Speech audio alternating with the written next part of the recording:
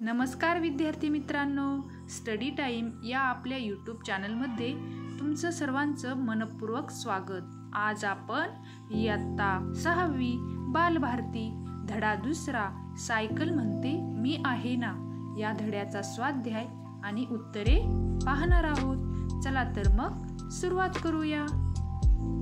पहिला प्रश्न आहे 4 ते 5 वाक्यात उत्तरे लिहा आणि त्यामधील अ आहे मुले सायकलचा वापर कशासाठी करतात।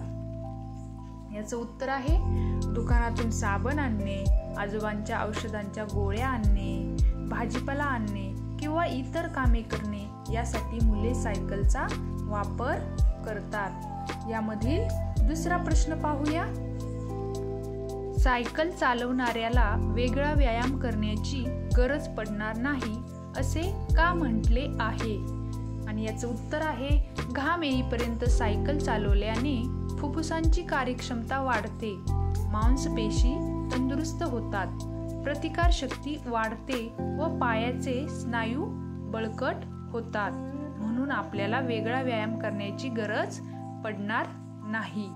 पुढचा प्रश्न आहे सायकलच्या रूपात कसा कसा बदल होत गेला।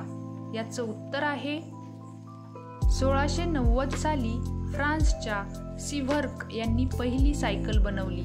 1876 साली डॉक्टर लॉसन यांनी पेंडलला साखळीची दंत तबकडी बसवली। नंतर रबरी टायरमुळे तिला वेग आला। सायकलला आता गिअर जोडले गेले आहेत। हे सायकलच्या रूपात बदल होत गेले आहेत। आता प्रश्न दुसरा पाहूया। तुमच्या शब्दात उत्तरे लिहा।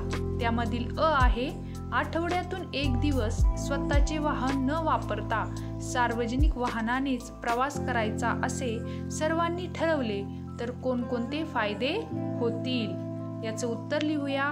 इंधनाची बचत होईल, प्रदूषण कमी होण्यास मदत होईल, वाहतूक कोंडी होणार नाही आणि स्वतःचे परिश्रम वाचतील। हे आहेत फायदे। पुढचा प्रश्न पाहूया।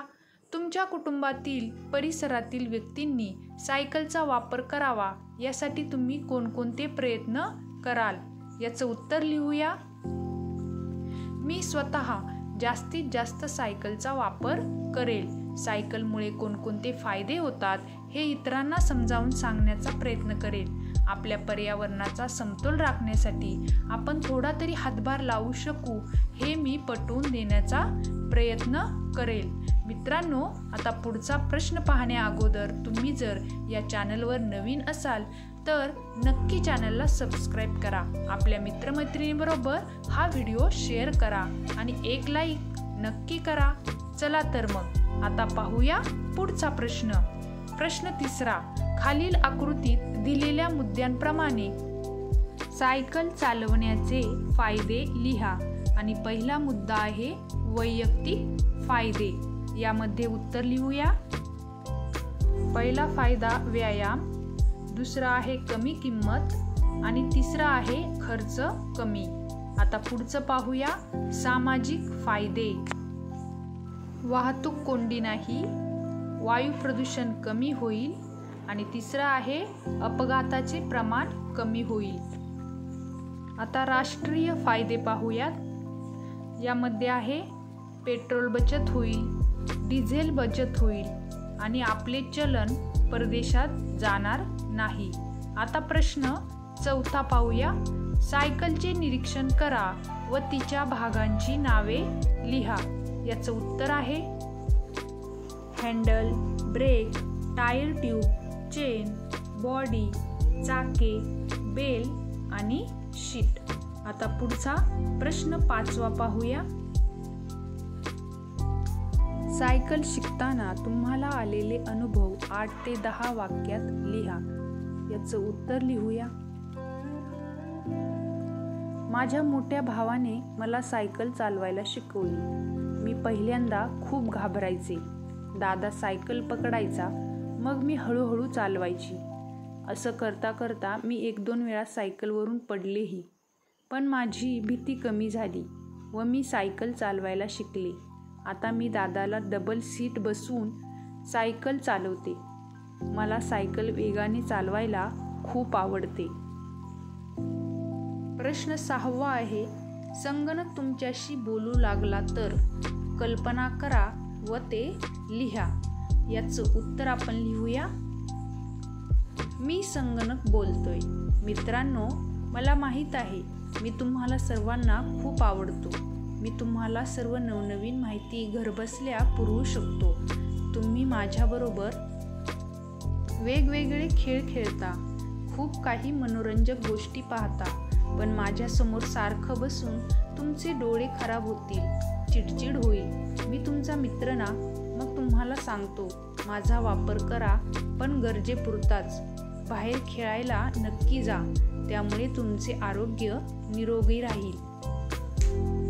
प्रश्न 7वा आहे, सायकल व मोटारसायकल यांचा संवाद 8 ते 10 ओळीत लिहा. या दोघीमध्ये काय संवाद असेल तो आपण पाहूया. याचं उत्तर अशा प्रकारे लिहायचं आहे. एक सायकल रस्त्यावर हळू चाललेली असताना एक मोटारसायकल भरधाव येते. मग त्यामध्ये दोघींच्या मध्ये संवाद होतो. मोटारसायकल, ए सायकल बाई, किती हळू चाललीस, मी बघ किती जोरात जाते. सायकल म्हणते, वेगाने कशाला जायचं, मला माणसांची काळजी आहे, दुखापत झाली म्हणजे. मोटारसायकल म्हणते, अरे घाबरट, माझा तोरा बघ, ऐट बघ. सायकल म्हणते, तोरा काय कामाचा. मोटारसायकल म्हणते, बरे बरे, फार उपदेश नको, माझा रुबाब बघ, वेग बघ. सायकल म्हणते, पण तू खूप महाग आहेस, मी परवडते सर्वसामान्य माणसांना, शिवाय माझ्यामुळे इंधन वाचते, तुझ्यामुळे कितीतरी वायू प्रदूषण होते. मोटारसायकल म्हणते, तुझं खरं आहे बाई, पटतंय मला, इथून पुढे मी ऐट दाखवणार नाही. सायकल म्हणते, तू विचार करतेस हे मला आवडलं, आपण दोघी मैत्रिणी, चल सोबतच जाऊया. पुढचा प्रश्न आहे, खेळूया शब्दांशी. त्यामधील अ आहे, खालील शब्दांचे अर्थ समजून घ्या. पहिला आहे प्रचार व प्रसार. प्रचार म्हणजे प्रसिद्धी व प्रसार म्हणजे पसरणे. दुसरा आहे विश्वास व आत्मविश्वास. विश्वास म्हणजे खात्री व आत्मविश्वास म्हणजे स्वतःबद्दल खात्री. त्यामधील आ आहे, खालील वाक्प्रचारांचा वाक्यात उपयोग करा. पहिला आहे रखडत चालणे. रखडत चालणे म्हणजे रेंगाळत चालणे. वृद्ध व्यक्ती शक्यतो रखडत चालतात. यामधील दुसरा आहे धडा शिकणे. याचा अर्थ होतो बोध घेणे. मीना नापास होण्यामुळे चांगलीच धडा शिकली. पुढचा आहे हातभार लावणे. हातभार लावणे म्हणजे मदत करणे. गौरी आईला घरकामात नेहमीच हातभार लावते. पुढचा ई प्रश्न आहे हलकी फुलकी म्हणजे खूप हलकी. तसेच खालील शब्दांचे अर्थ लिहा. कधी मधी म्हणजे अधून मधून. दुसरं अवतीभोवती म्हणजे सभोवताली. तिसरं आहे धामधूम म्हणजे गडबड गोंधळ. चौथा आहे फेरफटका म्हणजे हिंडणे फिरणे. पाचवं आणि शेवटचं आहे साधे सुधे म्हणजे खूप साधे. आणि आता पुढचं पाहूया. आड रस्ता यासारखे आणखी शब्द लिहा. यासारखे शब्द आहेत आडमार्ग, आडगल्ली, आडगाव आणि आडवाद. आता पुढचा प्रश्न पाहूया. खालील वाक्य वाचा. माधव आणि सरिता रस्त्याने खोडकरपणा न करता शाळेतून घरी परतले. वरील वाक्यात 6 नामे आली आहेत, ती नामे लिहा. आणि याचं उत्तर आहे माधव, सरिता, रस्ता, खोडकरपणा, शाळा आणि घर. हे या पाठातील व्याकरणावरचे प्रश्न आहेत. ते आपण संपूर्ण वाचून व्यवस्थित वहीत लिहून काढायचे आहेत आणि याचा अभ्यास करायचा आहे. तर आता परत भेटू पुढील स्वाध्यायात. तोपर्यंत हा स्वाध्याय व्यवस्थित लिहून घ्या. काही शंका असतील तर कमेंट करून नक्की विचारा आणि आपल्या चॅनलला सबस्क्राईब, लाईक आणि शेअर करायला विसरू नका. तर आपण आज येथेच थांबू. धन्यवाद.